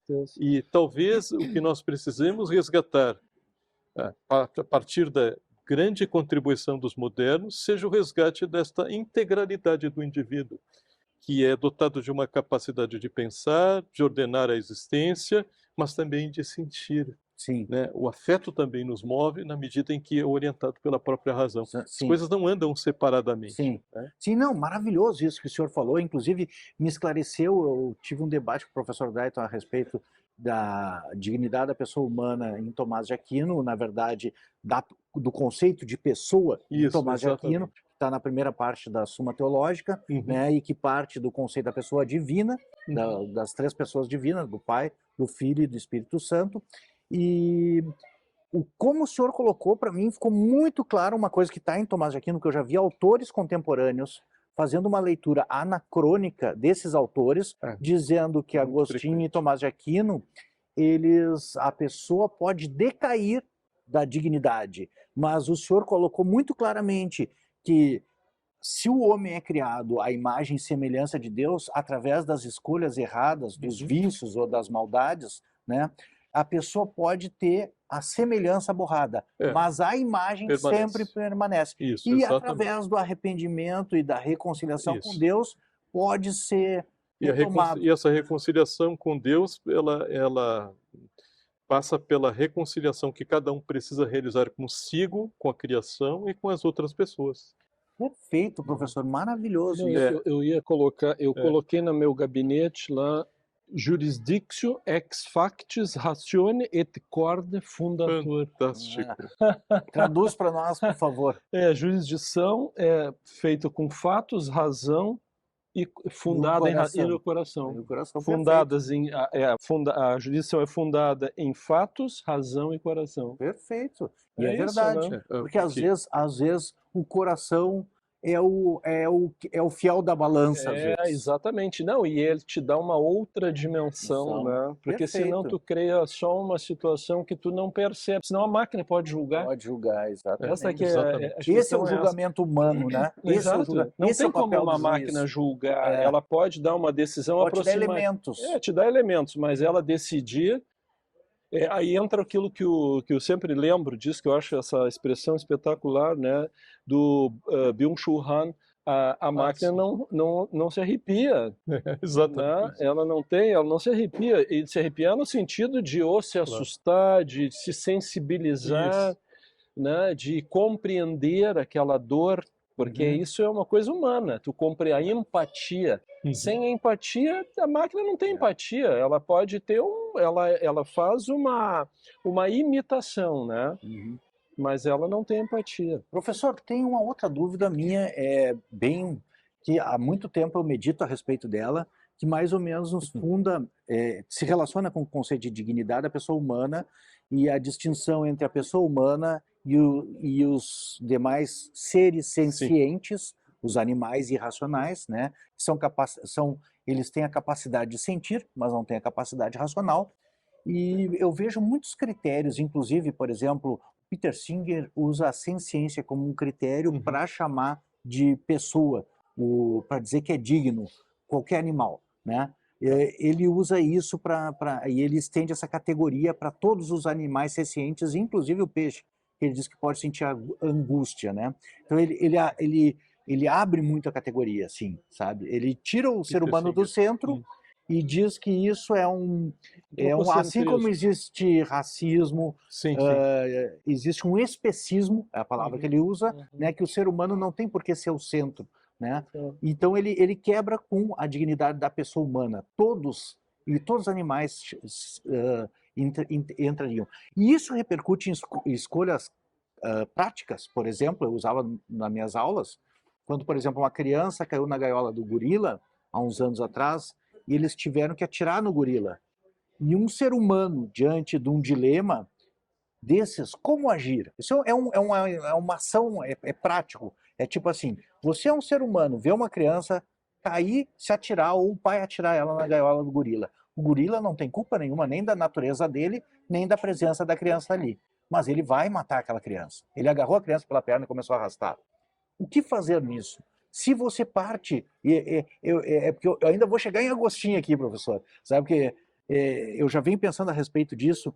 A minha resposta para isso aí é: nós, enquanto seres humanos, devemos apelar a Agostinho, que é onde está a raiz de tudo, que é a questão da ordem dos amores. Devemos amar ao próximo, a si mesmo e aos mais próximos, como a gente deve amar toda a criação.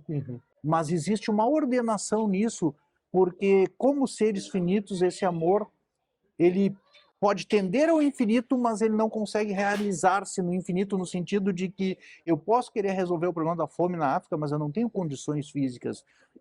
Enquanto vontade, eu posso querer. A vontade se volta ao infinito, mas as escolhas e a realização ao que é finito. E no caso, como um outro ser humano está em risco diante de uma fera, eu não posso titubear e eu devo escolher o ser humano. Eu digo, isso é só uma hipótese, não é nenhuma tese ainda, né? Mas eu acho que para resolver esses problemas ainda Agostinho tem aportes, como o senhor já mostrou em termos de ecologia, em termos de guerra, também para resolver esses problemas em termos de ordenação do cosmos, dignidade da pessoa humana e o valor das demais criaturas diante das escolhas que os seres humanos devem fazer. Usar com prudência de todos os recursos que nos foram doados, ao mesmo tempo respeitar todos os seres vivos, sejam vegetais ou animais. Os animais são seres sencientes e são capazes de perceber as coisas. Muitos animais são dotados de inteligência. Sim. Eu me pergunto também por que nós, seres humanos, inventamos os zoológicos, né? Eu creio que dispensáveis. Como nós, seres humanos, utilizamos, inclusive, para pesquisa farmacêutica, animais. Que terminou hoje, né?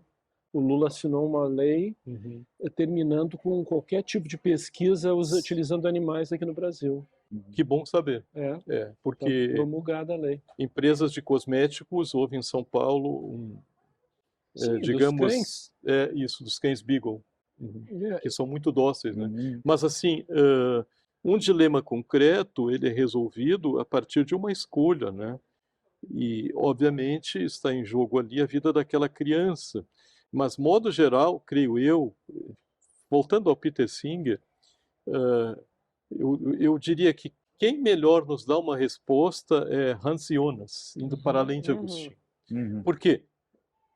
O que caracteriza o ser humano? Aí eu acho que Hans Jonas e Agostinho concordariam. aham. É a responsabilidade. Os animais, É. eles não são capazes de serem responsabilizados pelas suas nem são capazes de ações, Ah, né? nossa. Porque Sim, para em porque sentido, ações no sentido estrido, sentido estrito supõem ah, presença, sim, consciência, reflexão, decisão, né? vontade e escolha. Vontade e escolha, exato. Então, os animais são portadores de dignidade, mas não são responsáveis. Na medida em que nós igualamos, né, os animais aos seres humanos, ninguém mais é responsável. Os seres humanos se diferenciam pela capacidade de responsabilidade. De responder, né? Eles têm que responder pelas consequências das suas ações Sim, cometidas, de fato, né, contra a criação como um todo, contra seres sencientes, contra outros seres humanos, né? É sim. que nós Mas, temos, desculpe, Leandro, só para Aham, entrar, que nós conversamos com o professor Ricardo Tim de Souza, uhum, na nosso último podcast, sobre a alteridade. sim, Eu acho que, aí já vou enveredar aqui por tá. um pensamento, eu acho que a questão toda nossa é exatamente essa questão do nosso antropocentrismo, né? Sim. Eu assisti esses dias uma entrevista muito interessante a respeito deste tema, dos animais, sobre a questão da consciência. Porque sempre se acreditou, nós temos ainda temos uma ideia, duas ideias bastante Aham. equivocadas, superadas, eu dizia, equivocada talvez não seja a palavra mais correta, Superadas dentro melhor. de uma Isso. ideia, de uma historicidade, digamos assim, né? Nós temos a ideia bíblica de que o homem podia usar os animais, aquela coisa, né?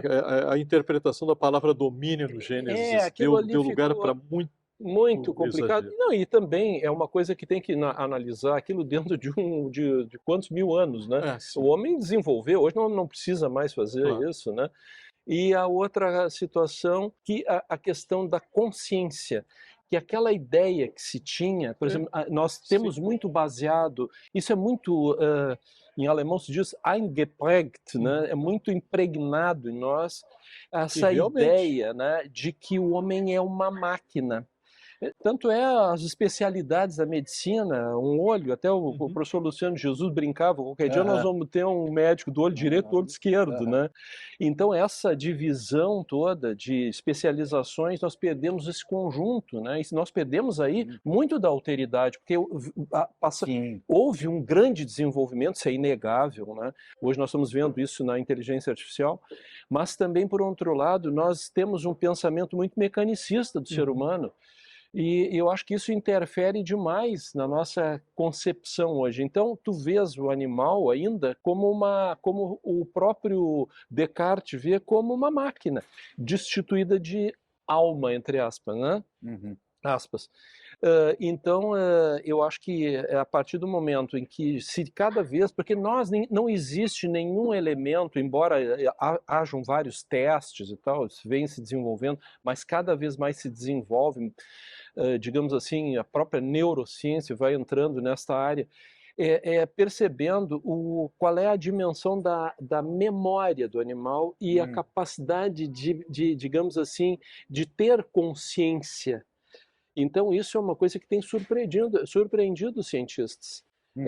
Hoje está muito avançado essas pesquisas a respeito da capacidade de consciência dos animais que nós não tínhamos essa percepção há não muito tempo atrás, né?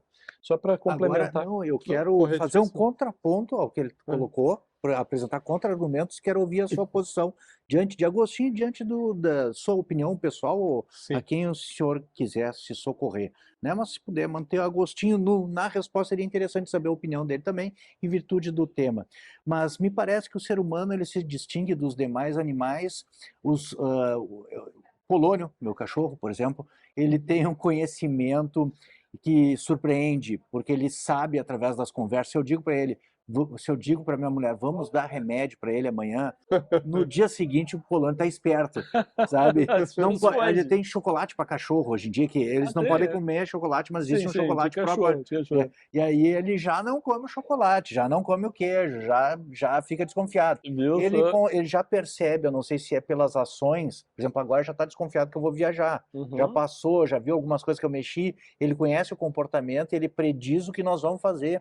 E ele tem um conhecimento certo, isso qualquer cachorro tem, associativo, do tipo, vamos passear? Sim. Passear quer dizer sair para a rua, ele associa a palavra. O Polônio a gente tem, e eu posso dar um exemplo, a experiência de que ele já tem algum conhecimento proposicional, ou seja, ele não conhece, não só associa as palavras, mas ele já conhece algumas expressões. Um dia ele estava na cama, tocando o terror, esculhambando tudo na cama, e eu disse para ele a seguinte frase: Polônio, para de incomodar, vai no armário da tua avó, pega o chinelo dela e vai tocar o terror lá na sala. O que o Polônio fez? Desceu da cama, foi no armário, escolheu o chinelo e saiu correndo.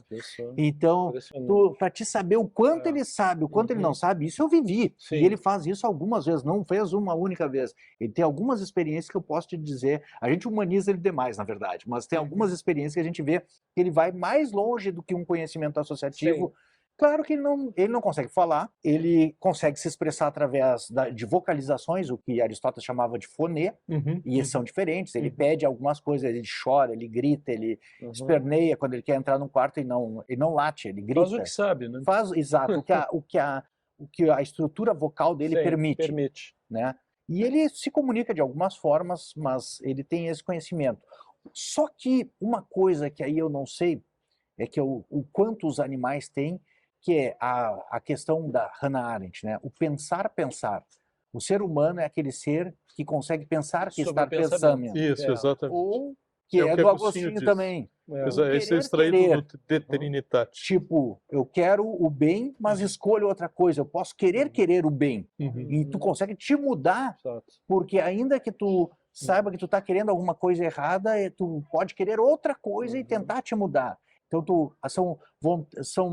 são capacidades que a gente tem reflexivas, né? Exatamente. Querer e pensar, né? E isso eu acho que o Polônio não alcança, né? Mas o meu desafio para ainda puxar um antropocentrismo, né? Enfrentar o Peter Singer e o que o Conrado colocou, é que não enquanto uma ordenação cósmica, que Aristóteles ordena o cosmos dando um valor mágico, assim, dizendo que a natureza não faz nada em vão, e aí ele ordena o cosmos de uma maneira que o homem está no centro e depois os demais animais a serviço, e o fundamento para isso é um fundamento mágico, que é a natureza não faz nada em vão, isso na política, livro 1, então é um fundamento mágico. Acho que também na metafísica. Também na metafísica, exatamente. Assim, ele classifica, inclusive, a tua profissão, o que tu tem que fazer. Isso. Ele é um classificador analítico e classificador. Analítico total, né? Ele devia ter até um toquezinho para classificar as coisas.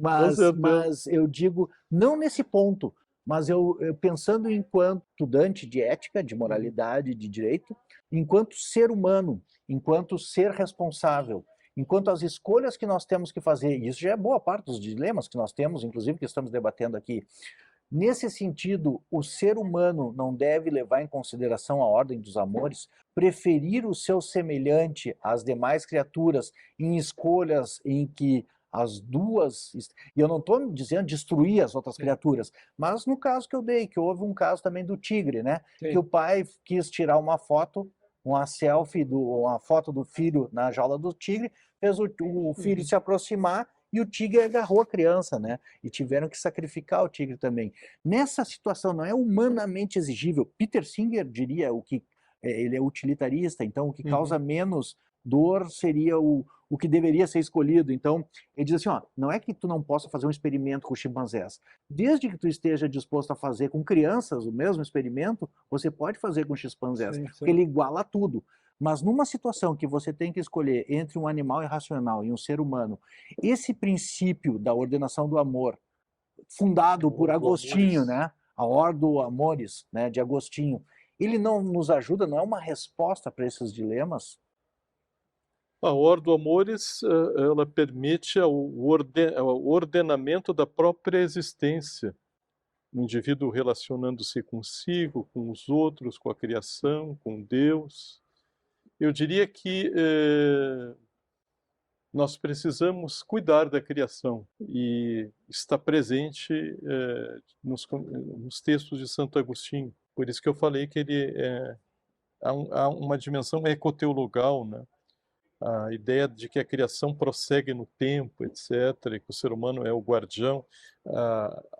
No Gênesis, crescei, multiplicai-vos, dominai, essa palavra tem que ser reinterpretada, não pode ser interpretada literalmente, porque ela foi utilizada para dominar outros povos, inclusive. Sim, sim.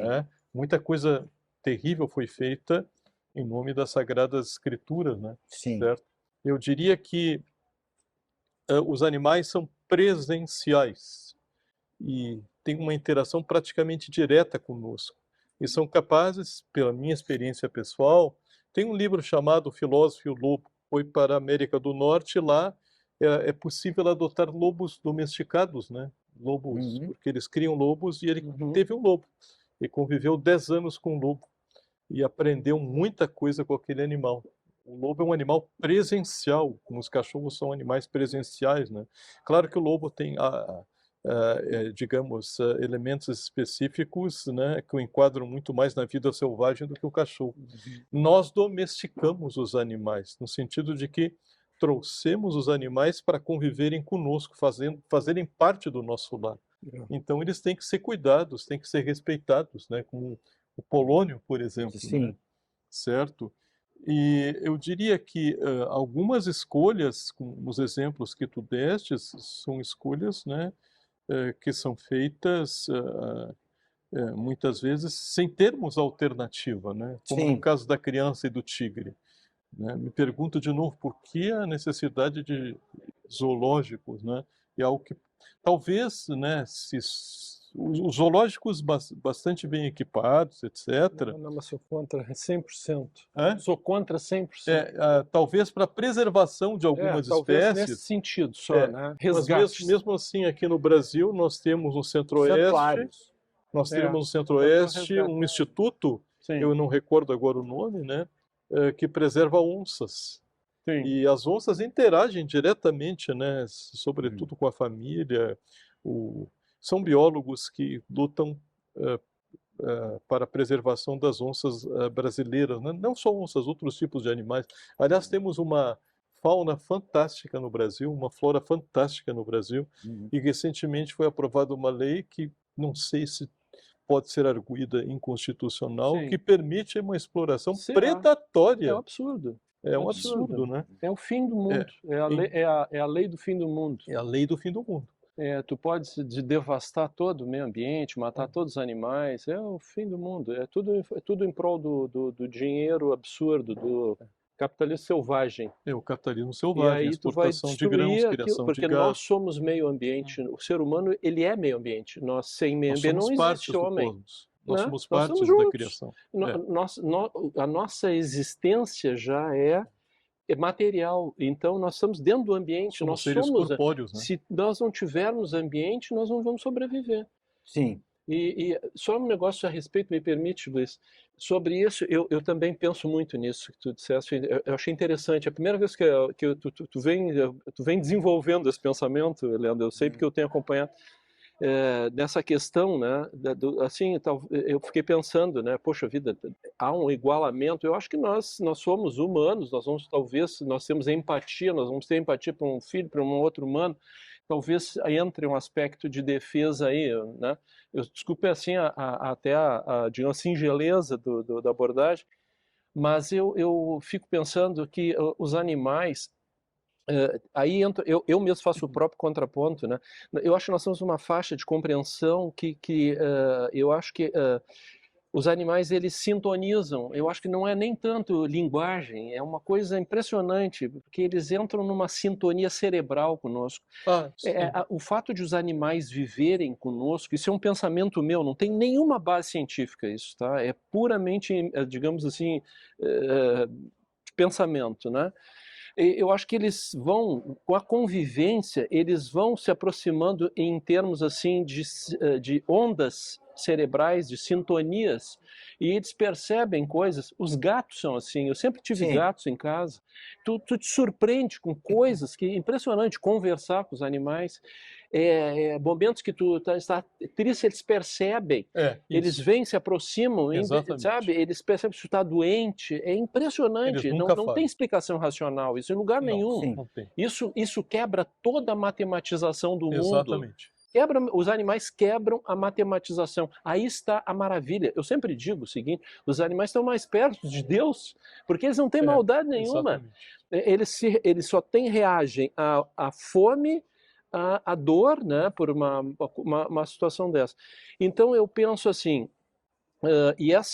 Só que, claro, esse processo de evolução, nós estamos num mundo de evolução, né? Nós estamos num mundo de evolução. E eu acho que este mundo, a convivência vai desenvolvendo, né? A convivência vai desenvolvendo esta frequência, nós trouxemos para dentro de casa. E uma coisa, aí entra um outro aspecto interessante.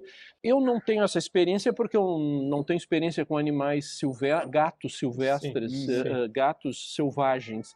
Mas por que um gato, em poucos dias ele está já, digamos assim, domesticado. E outros que nascem na floresta, pequenos, tu pode trazer para cá, será que ele vai ter essa mesma tendência de domesticação? Então, assim, mas é uma questão de raça. Não sei se é só de raça. Da onde que chega nisso, né? Eu faço um convite para vocês que é o seguinte: desenvolver esse tema que é ética animal Ótimo. e a posição Muito do ser bom. humano num próximo encontro. Vamos. Porque é Excelente. provocante. E aí podemos, inclusive, alcançar outros horizontes, não nos limitarmos à dignidade da pessoa humana e Santo Agostinho. Professor, uma última palavra para o pessoal que nos... Tá bem. Eu, em primeiro lugar, agradeço, né, esse diálogo no qual tanto aprendi, né, tanta coisa foi discutida. Eu diria que manter a diferença é importante, né, à medida em que falavas o ordo amores, né, em Agostinho tem muito sentido essa expressão, até porque, na medida em que mantemos as diferenças, assumimos aquilo que nos é competente, aquilo que é de nossa responsabilidade, né, tá? Então, para além de Agostinho, acho que nós temos que cuidar dos animais, né? E, obviamente, nós dependemos da casa planetária. Nós compartilhamos a casa planetária com miríades de expressões de vida que muitas vezes nem percebemos. Eu só gostaria de aproveitar para fazer um alerta. Nós temos um bioma fantástico no Rio Grande do Sul, que tu conheces melhor do que eu e o Conrado, que é o bioma Pampa. Atualmente, segundo professores da Universidade Federal do Rio Grande do Sul, resta apenas 30% desse bioma. E é um bioma caracterizado por coxilhas, por gramíneas, por pequenos bosques, por águas, rios, etc. Ora, temos que preservar esse bioma. Ele tem sido destruído para o cultivo, sobretudo da soja, não sei se do trigo. Agora está ingressando também na região da campanha olivicultura e também, né, a plantação de videiras para a produção de vinho. É um território muito propício, mas eu acho que deveríamos conter a destruição do bioma Pampa. O bioma Pampa é o bioma mais ameaçado no Brasil, por incrível que pareça, né? E é um bioma que compartilhamos com os países do Prata. E há animais muito interessantes e também exemplares da flora muito interessantes. Quando pequeno, essa região em que nós vivemos, a Grande Porto Alegre, tinha banhados. Eu recordo que eu ia nos banhados para fazer meus aquários, etc. A quantidade de animais e plantas que só existem naquele, por exemplo, lugar, em nenhum outro lugar. Então fica esse convite, né, para pensarmos. Também, Papa Francisco escreveu ao Laudato Si, né, louvado sejas meu Senhor pela criação. Esse ano celebramos os 800 anos do Cântico das Criaturas de São Francisco de Assis, né? E uma observação: a vida depende da dimensão que chamamos inorgânica, né? Depende da água, da terra, etc. Nós estamos interligados aos vegetais, nós dependemos dos animais, né? Mas eu acho que fica em aberto essa Muito questão. bom, professor. Conrado, uma última palavra Bom, para o primeiro pessoal. eu queria fazer um agradecimento e um convite. Eu começo pelo convite. O convite é que nós saiamos todos da caverna de Platão, Boa. que nós todos saiamos da caverna da caverna de Platão, que hoje é as telas e o Exatamente. mundo digital, e que a gente vá ao mundo e observar isso que o professor Luiz Evandro nos incita a buscar, a perceber, a viver, a respirar o ar, a não ter mais caça, que a gente entenda que nós somos o meio ambiente. Nós somos, não é o meio ambiente, não está fora de nós, é um pensamento cartesiano, mecanicista. Nós somos o nosso meio ambiente. Então, é fundamental sair da caverna de Platão. E agradeço, então, a presença do meu querido amigo, professor Luiz Evandro, e a ti também, Leandro. Faz tempo que não te Agradeço, vejo. Conrado, agradeço, professor Luiz Evandro. Deu uma aula magistral sobre as raízes da dignidade da pessoa humana em Santo Agostinho, inclusive abordando aspectos ecológicos, que é uma coisa que a gente não tinha feito até agora, verdade. a posição do ser humano diante das demais criaturas. Agradeço mesmo, professor, adorei o bate-papo. Muito E a obrigado. você que nos acompanhou até aqui, penso que deve ter gostado também, agradeço a sua atenção. Vamos encerrando com um grande abraço do professor Leandro Cordioli.